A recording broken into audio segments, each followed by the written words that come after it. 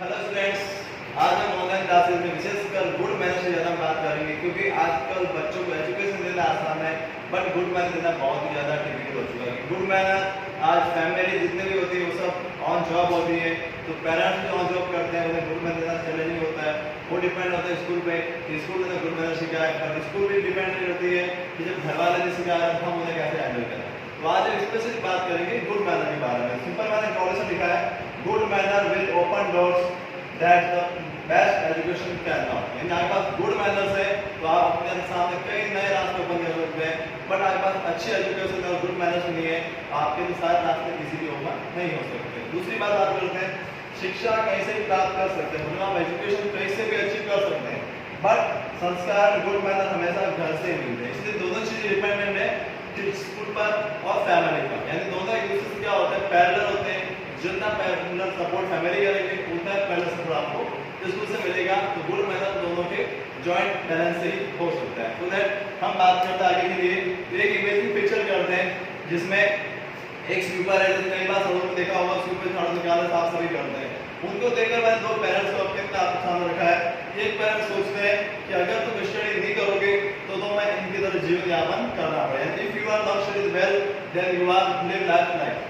और दूसरे parents opinion करते हैं if you are study hard, यानी अगर तुम अच्छी स्टडी करोगे तो तुम इनके लिए बेस्ट सोसाइटी या बेस्ट परिवेश बना सकते ताकि अपनी लाइफ को इजीली सर्वाइव कर सके। यानी कि पेरेंट्स अलग अलग है, स्वीपर एक ही है, बट उन पेरेंट्स को समझाने के लिए बच्चों का एक अलग व्यू है कि एक पेरेंट्स कहते हैं कि आप पढ़ाई नहीं करोगे उनकी लाइफ जीनी पड़ेगी, जो एक नेगेटिव अप्रोच दिखाती है, और दूसरा एक अच्छी पढ़ाई करोगे तो उनकी लाइफ को और भी ज़्यादा बेटर कर सकते हैं। यानी ये डिपेंड करता है फैमिली पर कि फैमिली बच्चों को किस प्रकार से मोटिवेट करती है, किस प्रकार से एनालिसिस करती है ताकि वो बच्चे जल्दी से जल्दी ज़्यादा से ज़्यादा समझ सके। ये वाली बात आगे बात करें तो इसलिए हमें इन चीज़ों को हमेशा घर से ज़्यादा जोड़ देना चाहिए। फिर बात आती है बच्चे में गुड मैनर कैसे सिखाएं।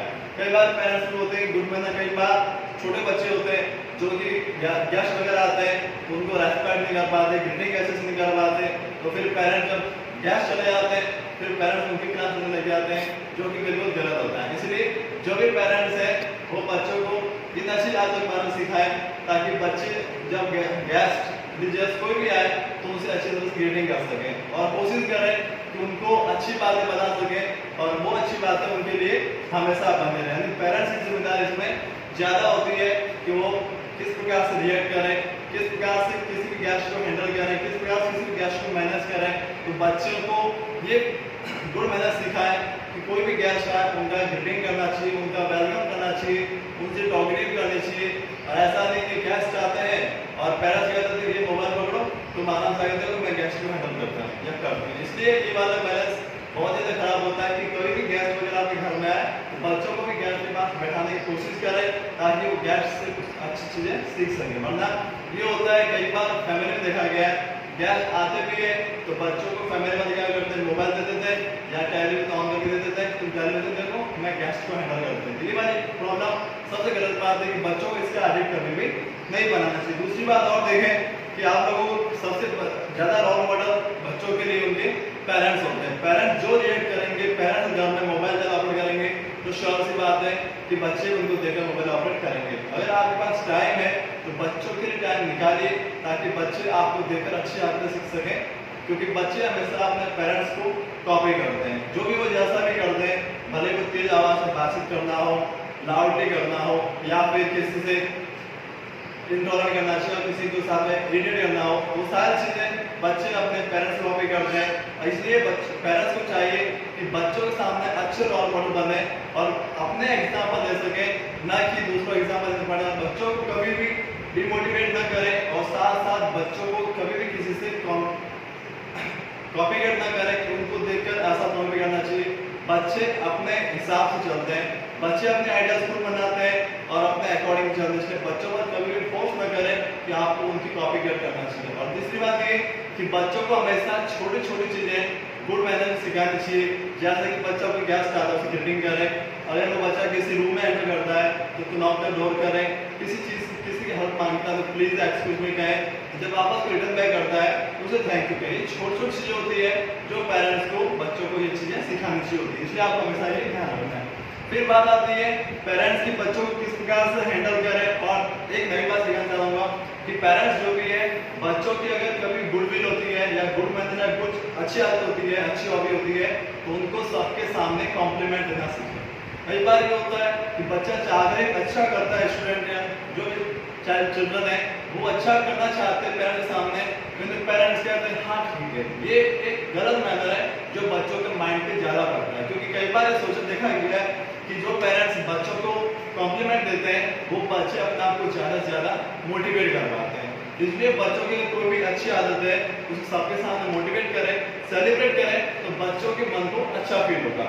और वहीं अगर उसकी कोई कंप्लेन वगैरह होती है तो प्लीज पेरेंट्स उसे आप सबके सामने कभी डांटने की कोशिश ना करें, क्योंकि आप उसे सबके सामने डांटेंगे या सबके सामने उसे पनिशमेंट देंगे तो उससे बच्चे के मन पर साइड इफेक्ट होता है, वो अपने आप को आइसोलेट फील करता है। इसलिए कॉम्प्लीमेंट सबके सामने दें, क्योंकि अगर आप पनिशमेंट या कुछ सजेशन देना भी चाहते हैं उसे आप अकेले में बुला के दें तो उसे गिल्टी फील भी होगी और कभी नेक्स्ट टाइम कभी ऐसी वो मिसबिहेव करने वाली आदत नहीं करेगा। इसलिए सही पेरेंट्स से गुड मैनर के लिए आपके पास रिक्वेस्ट है कि अभी लॉकडाउन की सिचुएशन में आप सभी लोग अपने बच्चों से ग्रीटिंग से अच्छे से फील करें, उनकी फ्रस्ट्रेशन होती है तो उसको इजीली टैकल करें। ऐसा नहीं कि आप एक फ्रस्ट्रेटेड बच्चा भी फ्रस्ट्रेटेड होगा, फ्रस्ट्रेटेड अपने आप को नुकसान पहुंचाने लग जाए, इनका आप इस चीज का ध्यान रखें। और भी चीजें होती है जैसे बहुत चीजें होती है बच्चों में बूस्ट अप करने की आदत पेरेंट्स ही सबसे ज्यादा डेवलपमेंट कर सकते हैं, क्योंकि कई बार देखा होता है 10th तक बच्चा पढ़ता है, 11th 12th में आगे हायर स्टडी होती है तो बच्चा अपने आप को आइसोलेट फील करता है, क्योंकि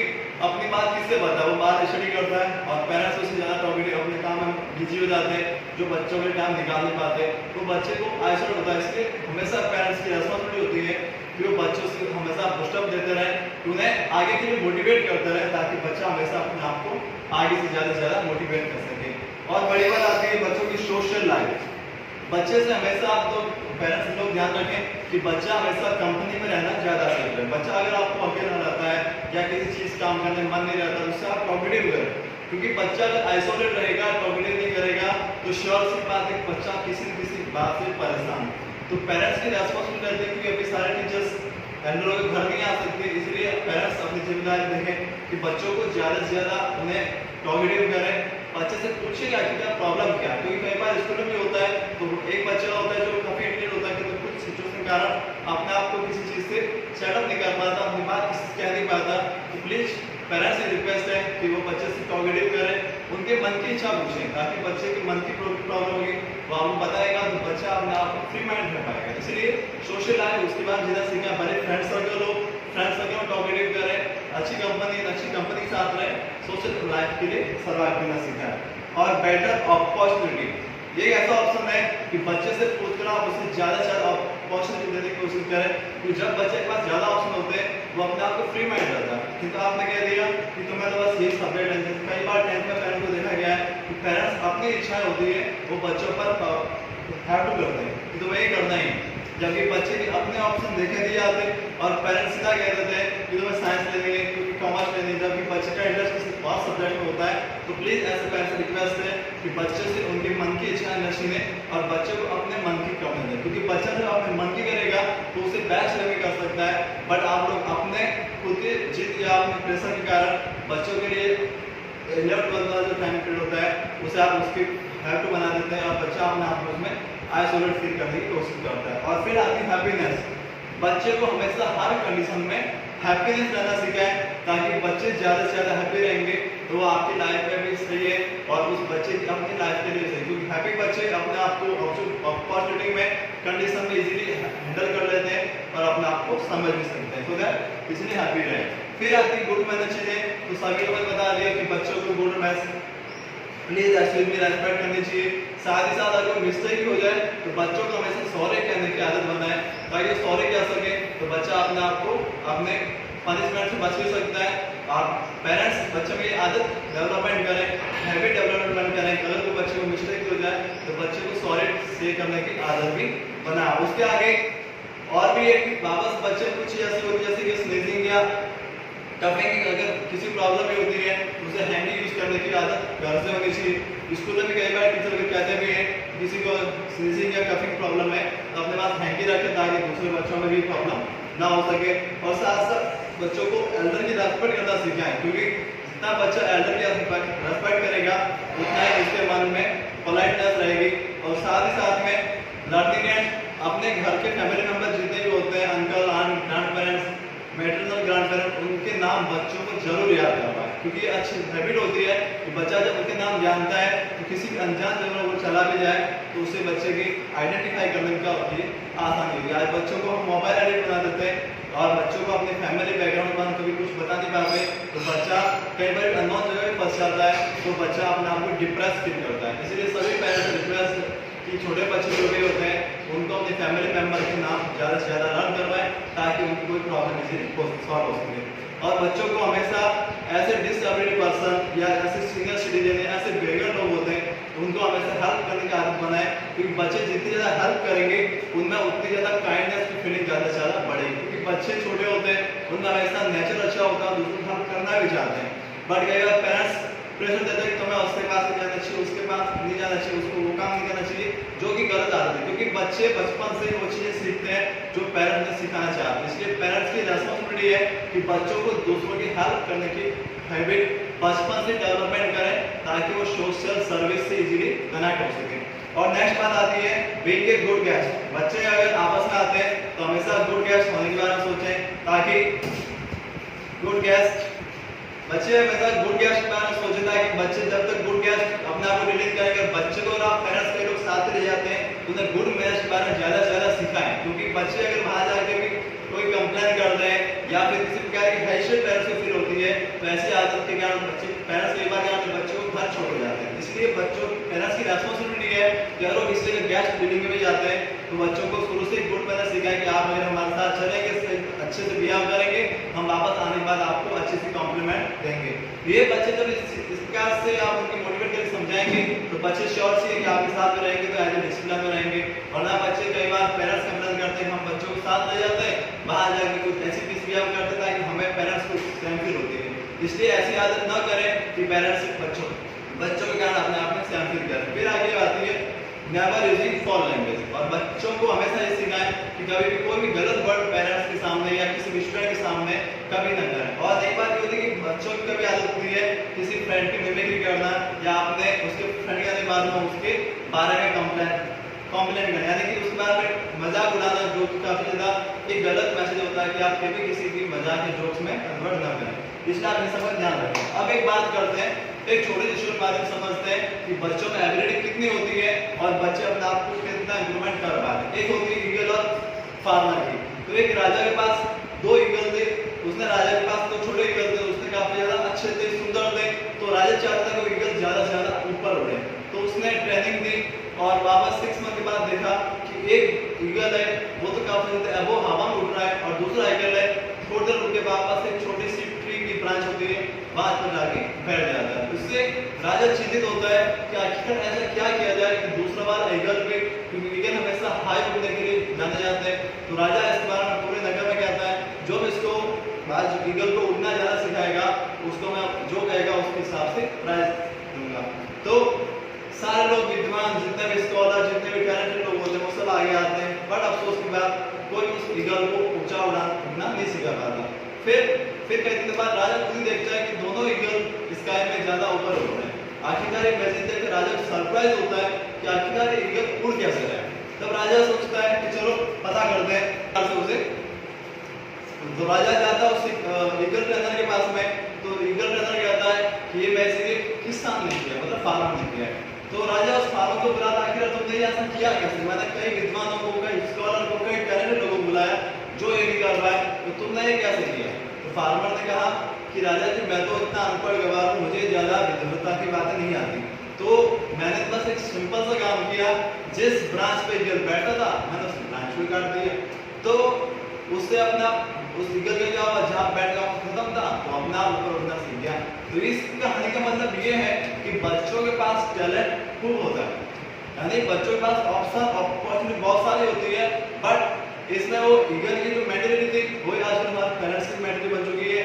जो बच्चे के पास टैलेंट खूब होता है बट बच्चों को आगे स्कोप देना नहीं चाहते कि हम उसे क्यों भेजें, आगे जाके क्या हो सकता है, कुछ अलग हो जाए, कुछ अलग चीज हो जाए, बाहर सर्कमफ्रेंस कैसी होगी। तो बच्चे में अगर टैलेंट है तो बाहरी सर्कमफ्रेंस को फेस कर सकता है। ये पेरेंट्स को सीखना चाहिए कि आज के टाइम पीरियड में ऐसी कोई कंडीशन या ऐसी प्रॉब्लम नहीं आती जिससे बच्चा फेस नहीं हो सकती। बच्चे में अपने आप में अपॉर्चुनिटी है, बच्चा अपने आप में टैलेंट है, वो जहाँ भी जाएगा अपने आप को फेस कर सकता है। इसलिए प्लीज उसे ब्रांच से बांध कर ना रखें और उसे आगे उड़ने की कोशिश करें, क्योंकि बच्चे जितना आगे उड़ेगा उतना ज्यादा हाइयर पर अचीव करना सीख पाएगा। और एक छोटी स्टोरी और लेते हैं, क्रो एंड उसकी एबिलिटी का। तो एक क्रो होता है जो ये डिस्कस करता है कि वो जीतना चाहेगा तो सबसे ज्यादा परेशान है, क्योंकि वो हमेशा दूसरों से कंपेयर करता है। जैसे आजकल कई पेरेंट्स अपने बच्चों को दूसरों से कंपेयर करने की कोशिश भी करते हैं, जिसमें कंपेयर करते हैं कि वो ऐसा है तुम्हें कैसा करना चाहिए, जबकि उस बच्चे की एबिलिटी दूसरी चीज में होती है, किंतु पेरेंट्स उसे दूसरी फील्ड में ऐड कर लेते हैं। इसलिए उसकी स्टोरी सुनाता हूँ। कौवा क्रो था जो अपने आप में काफी गिल्टी फील करता था कि मैं तो बहुत रंग डार्क है, कोई मुझे पसंद नहीं करता, जहाँ पर बैठता वहां से उड़ा देते हैं। क्रो जाता है हंस के पास, जिसे हम स्वान कहते हैं, जिसका कलर एकदम व्हाइट और मिडिल ग्रीन होता है। तो वो हंस के पास जाता है, तो हंस कहता है कि क्रो कहता है कि तुम तो बहुत मजे में रहते हो कि तुम्हारा कितना सफेद रंग है। तो हंस कहता है मेरा सफेद रंग है, क्योंकि मैं पहले खुश था, फिर मैंने देखा पैरोट को कि उसके पास डबल रंग है, तो फिर मुझे अपने आप में सहम फील हो कि काश मैं भी पैरोट होता तो मैं भी काफी ज्यादा अपने आप को कलरफुल फील करता। फिर वो क्रो जाता है पैरोट के पास में कि यार तुम तो बहुत खुश हो, तुम्हारे पास डबल कलर भी है और तुम लोग घर में भी लोग पालते हैं। तो पैट कहता है कि मेरे पास डबल कलर थे तब तक मैं खुश था, फिर मैंने अपने से कंपेयर मोर को किया तो मोर मुझसे ज्यादा कलरफुल है, तो इसलिए मुझे क्या लगा कि मुझे तो मोर जैसा होना चाहिए, जिसके कारण मैं भी उदास हूँ, मैं भी खुश नहीं। फिर क्रो जाके जाता है मोर के पास जो कि एक जू में होता है, जो कलरफुल तो होता है बट कहाँ होता है, पिंजरे में होता है। फिर वो क्रो पीकॉक से पूछता है कि तुम तो काफी कलरफुल हो, तुम्हारा जो प्रॉब्लम हो गई उल्टे नेशनल तुम बर्ड भी हो, नेशनल बर्ड पीकॉक है, सो दैट तुम तो काफी खुश रहते होंगे। तुम पीकॉक कहता है कि तुम्हारे कलरफुल कहने की आदत मेरे लिए सबसे बड़ी प्रॉब्लम बन गई है। मैं कलरफुल तो हूँ किंतु एक छोटे से पिंजरे में हूँ, ज्यादा फ्लाई कर सकता हूँ नहीं कहीं ज्यादा, बस लोग आते हैं देखते चले जाते हैं बट मेरे पास तो रहते नहीं है। मेरे से अच्छा तो एक क्रो है, तुम मेरे से अच्छे हो जो तुम फ्री माइंड पूरे स्काई में फ्लाई कर सकते हो, कहीं पर भी जा सकते हो, जो इच्छा हो खा सकते हो। इसलिए तो क्रो को लास्ट में मैसेज मिला कि अपनी लाइफ में अगर हम दूसरों से कंपेयर करेंगे तो हम हमेशा दुखी रहेंगे और अपने कॉम्पिटिशन अपने आप से करेंगे तो हमेशा हैप्पी रहेंगे।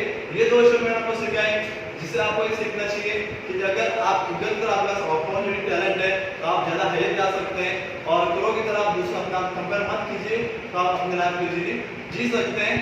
Thanks for this, thank you for watching.